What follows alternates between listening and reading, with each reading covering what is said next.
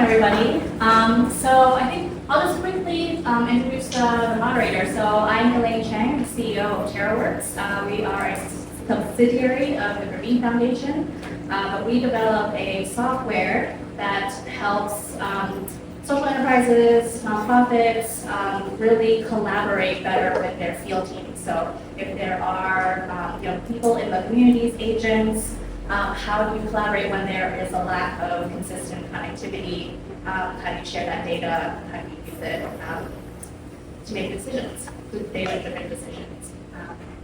Great.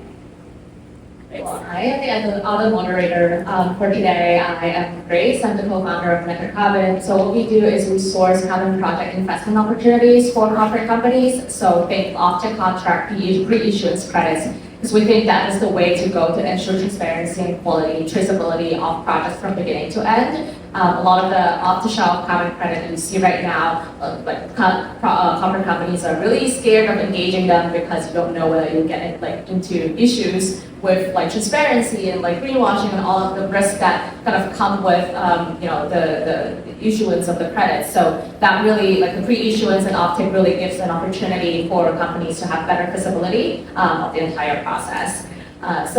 We're very excited to be partnering with TaroWorks for today's panel, but I'll also let our panelists introduce themselves and what do they do.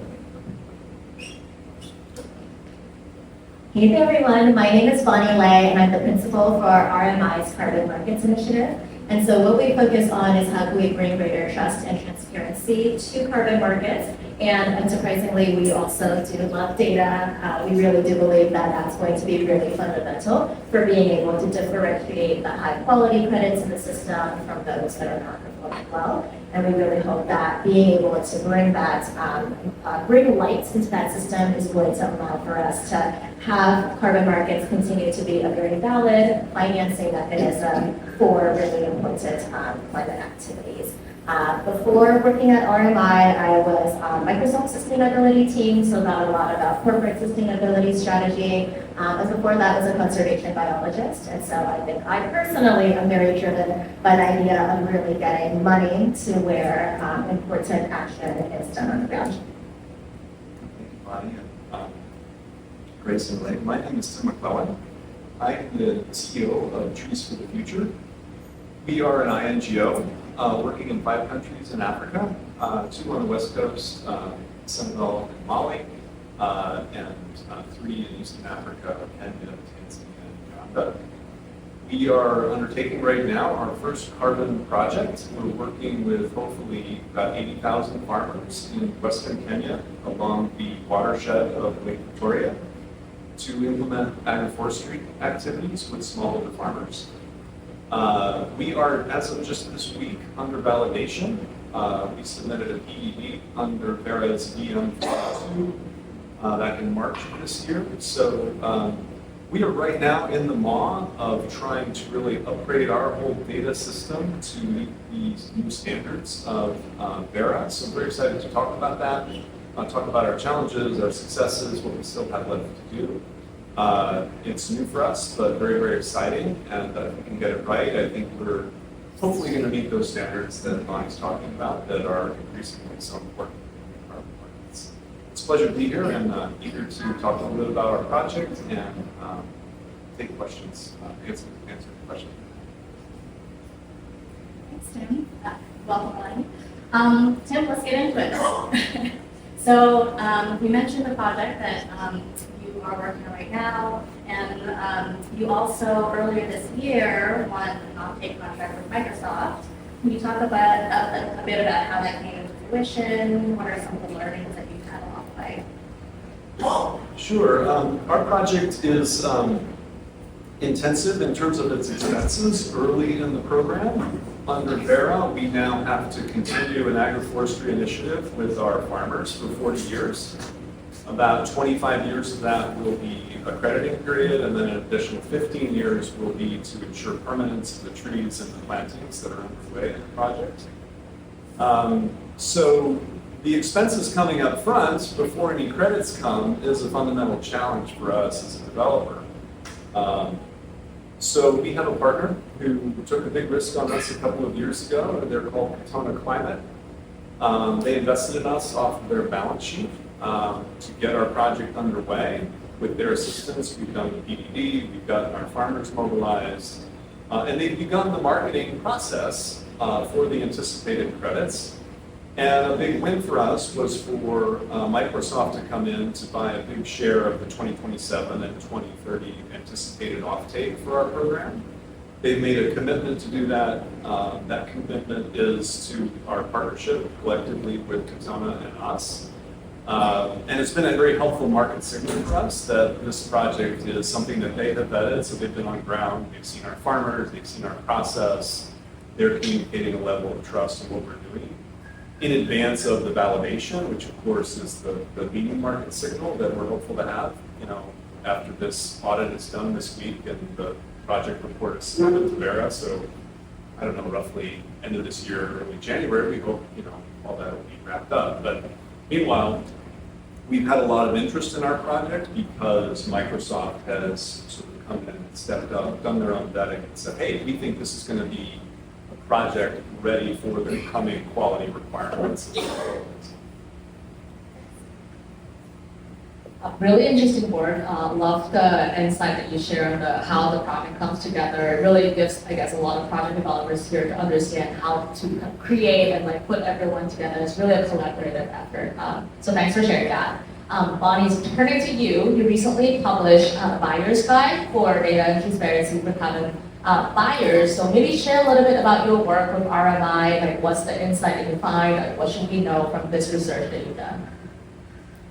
Yeah, absolutely. I think a lot of the work that we do, and we know others in the broader VCM ecosystem are doing, is recognizing that we really do need to have more data shared about projects to really understand what their performance is and what sorts of climate actions are being supported and having that in a really quantified way. And that's awesome that the market as a whole is moving in that direction. I think what we really wanted to do with this guide is recognizing that on the flip side, you really also need to have buyers in the system that know what to do with that data, right? It's like if you just have a bunch of data out there, but the buyers are like, I really don't understand how to look at it, analyze it, and they're not using that to inform their decisions. We're not actually helping push the market in a way where that high quality credits are preferred and can command a higher price as well. And so I think that's really that first starting nugget. We really wanted to figure out how we can help buyers in the system really make use of the additional data that's being pushed out for the projects. And so we also did a sort of an assessment of what sort of tools are available for buyers right now. And we recognize that the buying process could actually involve a multiple of different steps.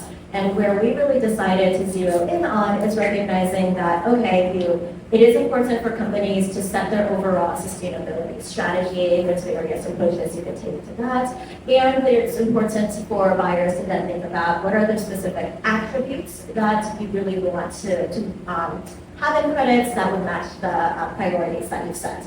And so there are some emerging guidances coalescing in the system around things like ICBCM's core carbon principles that really talk about these are some of the attributes that are really important. So those sort of exist in the ecosystem. We're like, great, please go figure out your strategy, think about the attributes that you want.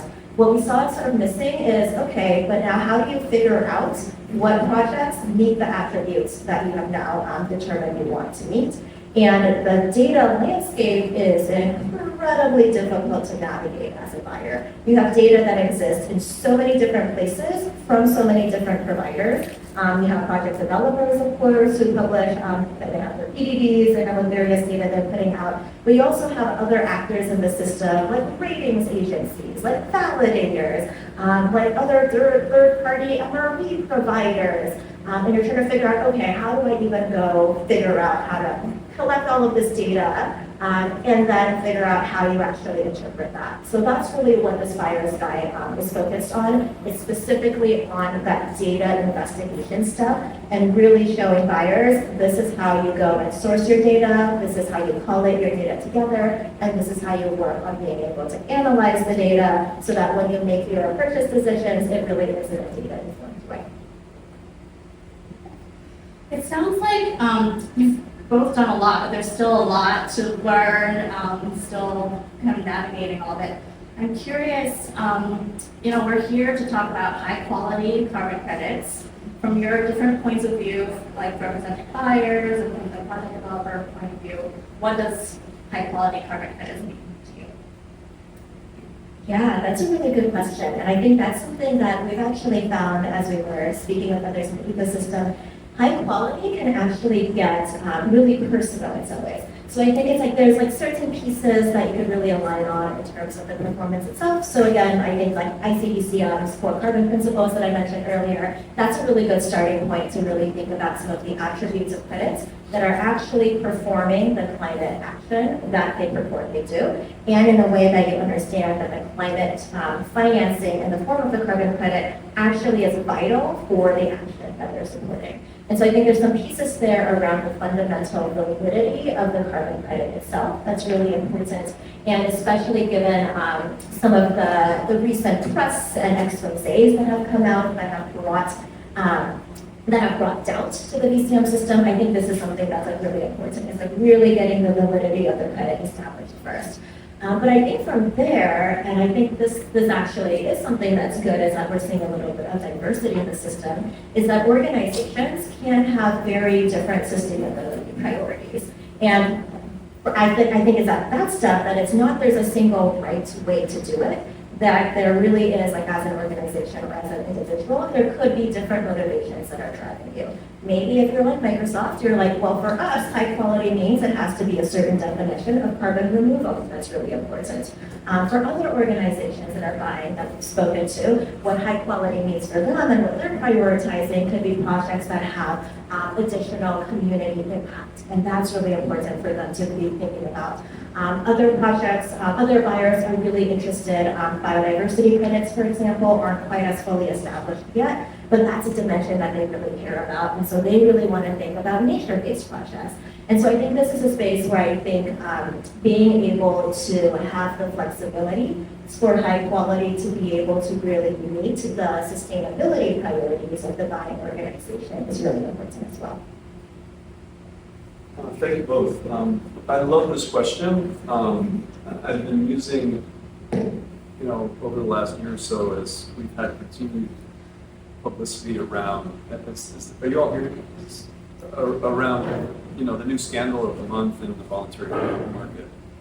And, for us as an organization, we're taking a bet on this voluntary carbon market. So we really are invested in its success. And so I think those of us who are invested in the success of the market need to think about, okay, where's the piece that I own, and step up and deliver.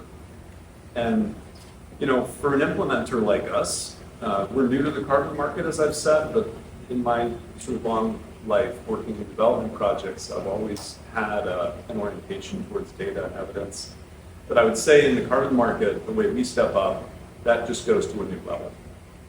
So the transparency and the delivery against these standards just has to be kind of like at a no bullshit level, frankly, at sort of an implementer level. So for us, that means the big new piece is like how much carbon. So every 3 years, we've actually now got to have in our organization the capacity to do the proper protocol to the exacting standards that are required to measure soil and above ground and below ground carbon in the various trees and plantings that we have on all of our farms. The other big piece for us, we're a CCP project. It's one of the things that makes us very attractive. So just a little bit of history. We really didn't get into carbon because of carbon. We've been at this for 35 years, trying to increase incomes, increase biodiversity, increase food security and food diversity for families. It just so happens that our farms and our approach happens to sequester a lot of carbon. So for us, it's a funding stream, it's a scalability proposition. And we know that the only way we're going to deliver on that and sort of benefit from that is to deliver the data. So we're invested right now to get absolute certainty that the carbon is the carbon, and when Vera shows up to validate us and verify that, it's a checkbox, and they go away. The other piece is we're committing to new income for farmers. We're committing to increase food security and food, dietary diversity. We're committing to increase biodiversity. We have mechanisms set up to measure each of those things to a very high level of standard. So we'll be doing randomized surveys. We have a listening device on all of our farms to measure on-farm biodiversity versus the counterfactual of a sort of non-treated farm.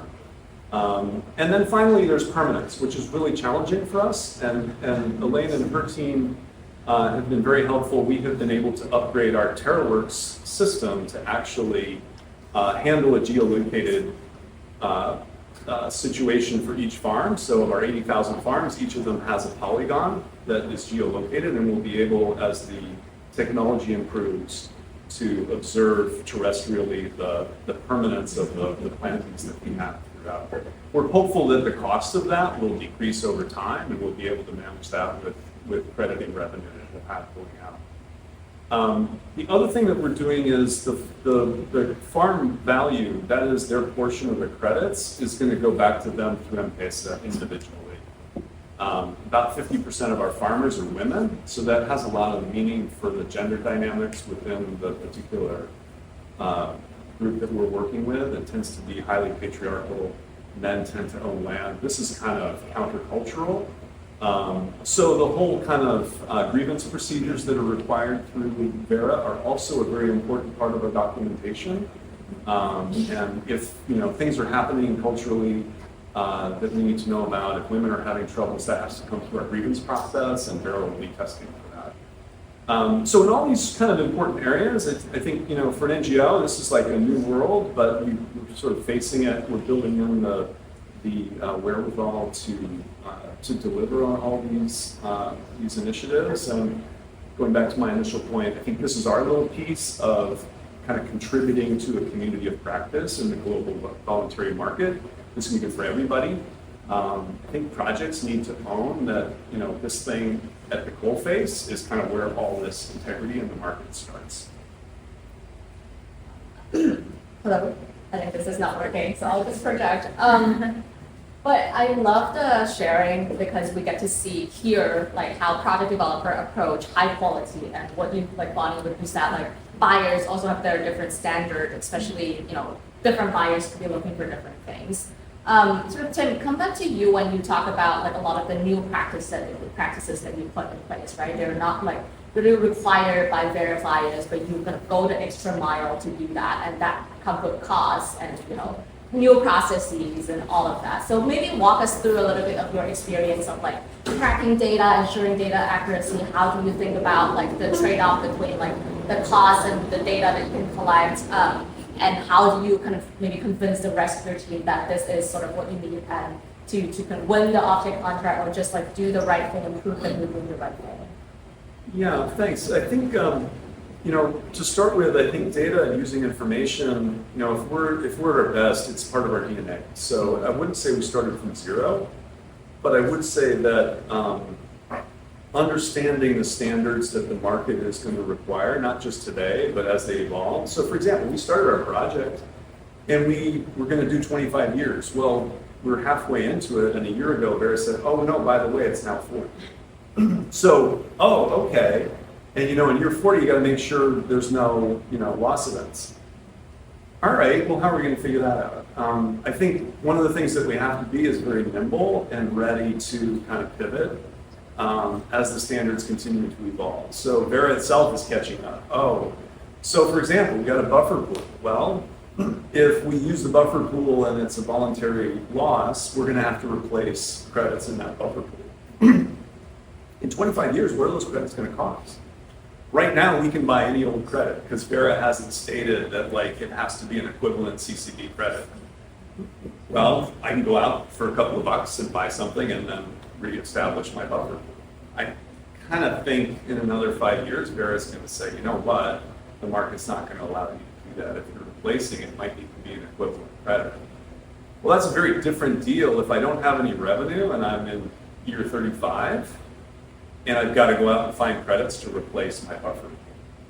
So we have to build that in. We have to be anticipatory, and we have to work with our funding partners to say, look, we need to share this risk. How are we going to do that? So it's a little bit of an embrace of complexity. I think it's our piece of The other side of our deal, which we have funders who've taken a risk to get into the market in a very pioneering way. I think we have to be willing to take our own risks to say, you know, a little bit of this is up to fate. We're going to get into it and we're going to kind of work it out as we go along. I don't know if that exactly answers your question. But. No, I feel like this is great. Like just the detail, like it's the devil lies in the details, right? There's so many of these like, you know, different things and considerations that you should be thinking about. So thanks for sharing that. I think I can also attest to how Trees for the Future has kind of evolved with data because we were working with trees way before kind of our work with carbon credits, but it's always been data as you know part of that DNA. And to see you continue to evolve is really great, really important I think, especially as things change. They always will. Only with your help. Thank you. Great. So next question is to Bonnie. Do you have any advice for project developers on how they can increase their attractiveness to buyers and any additional resources that they Yeah, absolutely. I think one of the keys that we cover in the buyer side is really focusing on not just more data is good. It really needs to be usable data that is good, right? And I think that's one of the pieces is that we're trying to help parse the ecosystem a little bit more to figure out how we can get to the point of really usable data. And some of the pieces that we really think about is like different aspects and components of data as well, right? So that there's the basic, what we call data credibility, which is the scientific validity of the data itself. A lot of Tim, what you were referring to, like this is actually like we're going to the nitty gritty of counting the carbon and really getting that accounting piece done, right? So like that, of course, is like one aspect of data that's super important. But it's also really important to think about what we call the piece around data usability. And so those are the components of like how easily shareable is this data? Who could actually access this data easily? Is it behind a paywall somewhere? Is it actually using some sort of like a black box proprietary system for you to actually get to a data so you don't actually understand the raw components? How is it, does it live in, I've spoken to some project developers where it's like, okay, we have some awesome stories for you. We have pictures that the kids had drawn in the community, and this is really great because this is like environmental education project that was actually supported by funding, which is awesome. But I think that's something that on the buyer side is really hard to be able to think through. How do we incorporate that piece of data into when we're doing a corporate report or when we're looking at how to prioritize buying decisions? How can we actually incorporate something like that? And so a lot of what we're doing too is thinking through how can we help create a data framework that's not focused on, there's like all the pieces on the carbon map side, that's going to be super important for the integrity of the credit. But how can we also do a little bit of standardization around the social environmental impact that the project has as well, because that's such an important dimension. And it's really tricky because that is really a space where there isn't a lot of standardization, there isn't a lot of clear quantification, and so it's really difficult to compare from project to project to understand what the social environmental is. And so without some of those components that make things easy to compare, a buyer really doesn't know how to factor that when they're making their portfolio decisions. So I think that's just a major piece of the more usable the data is, the more standardized it is so that it is possible to compare from project to project, then the easier it is going to be for a buyer to understand how I can see the system. follow-up, and I think kind of related to that, but I think this is a question for both you and Grace and Eric. But you talked a little bit about what buyers are looking for, but anything that from the buyer side you would like project developers to know about kind of the process For the buying process? Yeah. Yeah, so I would say like that's the piece that I would really anchor on is just understanding that fundamentally when buyers are making a purchase decision, it's really a comparison, right? And so I think that's the piece around the more that you could think through, how could I make it so that in a side-by-side comparison or a broader comparison, the data that my broad project is bringing to the table allows the buyer to really quickly be able to parse that and be able to see and distinguish your project from others. And then, Grace, anything to add there? Yeah, I absolutely agree with everything that you've said. I would add like two more things. Like one, I would say there are just a lot of different types or archetypes or profiles of buyers out there. You have Microsoft who are willing to put like, maybe $100 per ton of like Google, like for like DAC removal, direct air capture removals, like solutions and all of that. That's like one group of buyers there, right? But in our conversation with buyers, there's a bigger group of buyers that really are trying to figure out how they can, increase the return or increase like the impact that they can generate from the limited budget that they have right now, and spending that in the right way. We've seen a lot of buyers who are very used to buying like credits for $5 per ton, and they're now trying to figure out how do I do the right thing.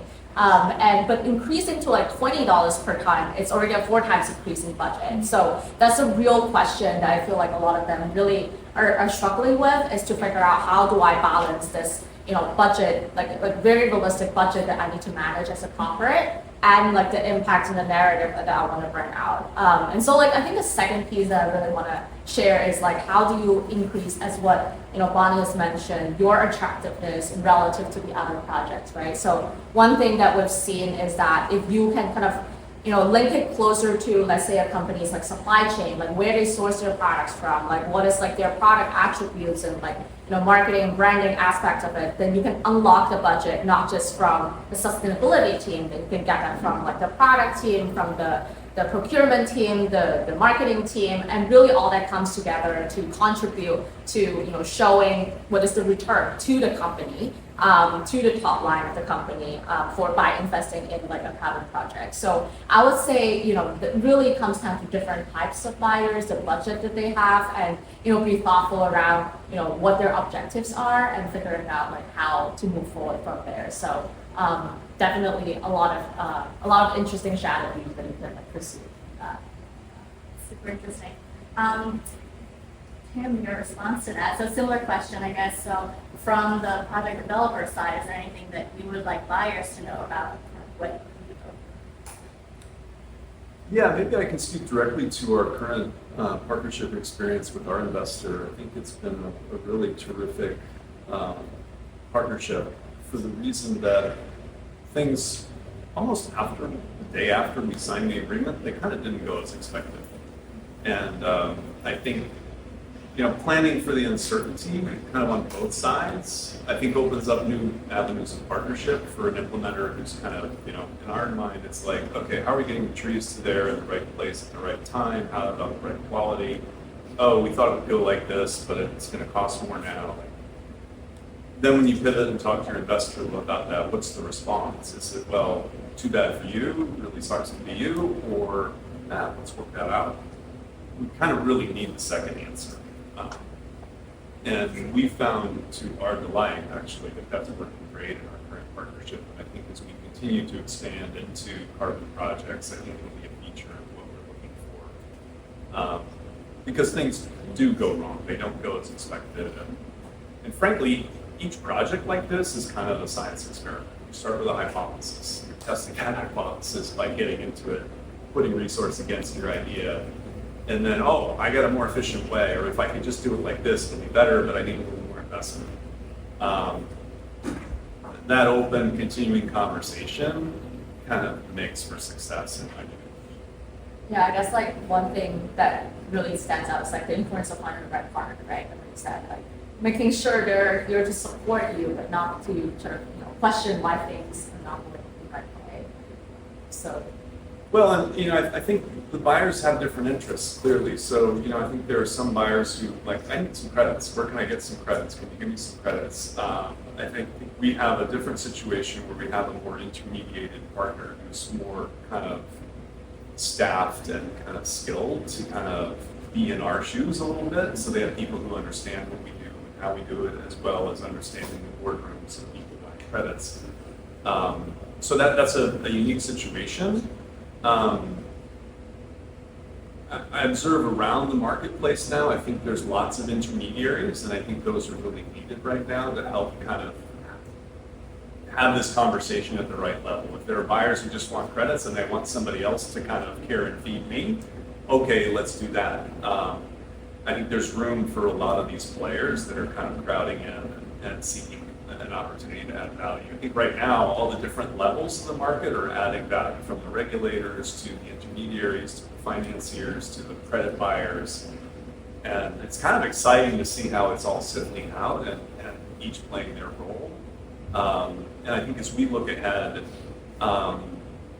we can see that evolving and changing. We're sort of eager to see how, in time, maybe we'll be a little more matured in ourselves and in our own way. Maybe we'll take up some of those roles. We'll see. So kind of speaking about maturity, I know we have a broad spectrum of audience today. Maybe if you're project developers, let's like do a show of hands, like who has like kind of submitted your PDD and like already on the process of verification? Who is like still starting out and figuring out what is PDD? Don't know. Anyone that's like sold their credits already and like, experience in that Oh, very sense? good. I have lots to learn over there. Yeah. So maybe like, given the range here, like, obviously there are a couple of folks who are just like starting off, like really trying to, figure out what this process could look like. We do the three of you, like what are some of the tips and advice you would give to, developers or to buyers trying to figure out how to navigate this journey? Bonnie, maybe? Yeah, maybe I'll talk on the buyer side. I think it is also really interesting to think about the maturity of buyers in the space. There are buyers who have a lot of resources at hand, who have the capacity to be able to do some of these more experimental and innovative approaches. So you have like your Microsofts, you have your various first mover coalitions, and some of these like buying groups that have been established. And I think it's really interesting to think through how they could work on pushing the market in various ways.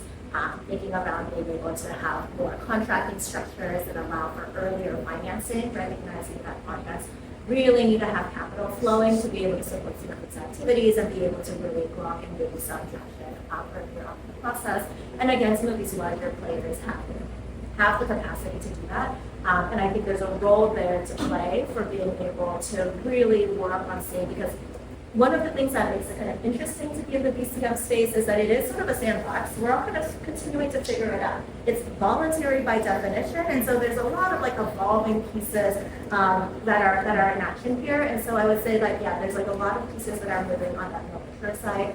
I think on the other hand, you also have buyers who are perhaps a little earlier on in their journey or haven't started buying yet or are thinking about it. And I think it's also an interesting space because a lot of those in those earlier stages are actually getting spooked, right? It's like if you haven't really done this in a space and every news article that you've seen is something negative, then you're like, oh, I don't actually know if I want to be entering the carbon markets at all. And so I think for those buyers in that earlier phase, what I really want to say to you is recognizing that a couple of negative stories showing fraud in the system doesn't mean you can any leak in the system at all, right? It's like fraud exists in all sorts of systems, in the financial system, which is very established as well.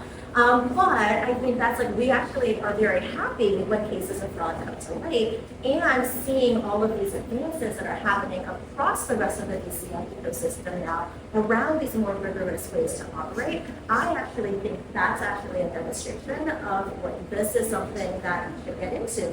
This is ways that the systems are getting better. These are ways that financing can flow to really valid projects if you are a little bit more careful in how you are actually doing the sourcing. And so that's one of the pieces. It's like for anybody who is a spooked buyer in the room, definitely come talk to me.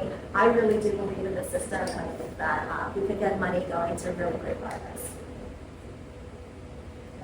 I wouldn't have a lot to add. I would just say encourage us all to continue to lean in, and if we're investing in this market at any level, we all have a role to play in making it better if we want to see the benefits.